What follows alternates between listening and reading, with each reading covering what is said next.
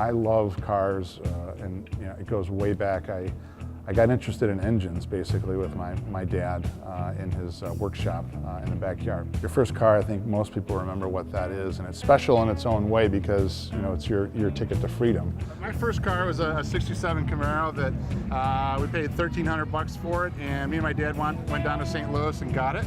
And it wasn't a high horsepower car because I was young. 327, 2-barrel, 250 horse, power glide, but a beautiful car, red with a bumblebee stripe. So for me, when I see a new Camaro with the red and the stripe package on it, I see where we've come from, and I remember what I did, and my first dates, and all the things. Yeah, it just comes back, and yeah, it's beautiful. I love it. The car I met my wife in was probably pretty special as well, and that was a '69 Corvette, and it was a 427 tri-power car. The car was absolutely raw power. When the secondaries open on that car, it was like someone had shot you out of a gun. And it was silver, and it was all those things. No power steering, all the just raw horsepower from Detroit, and it was just fast. I loved it. Still love the car. Shouldn't have sold the car.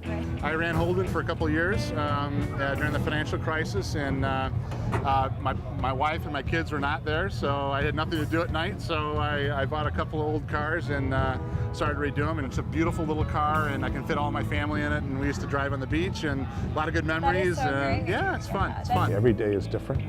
Going to see Volts being built for the first time. You go in to see cruises at Lordstown with thousands of cheering workers that we're putting back to work. And you look at the families that then spend money in the community, and you look at the revitalization of these dealerships in these communities. That's really what it's all about. We went through some really painful times when my dad was president and I was an engineer, and watching that happen was very, very difficult for me and my mom and my dad. It makes my job today very important to me personally, and I know it is for my dad too, but for me personally, that's I can go through a lot because of that. Catch all the latest auto enthusiast news at Autoweek.com, in Autoweek Magazine and iPad Edition. Talk with us on Facebook, YouTube, and Twitter at Autoweek USA.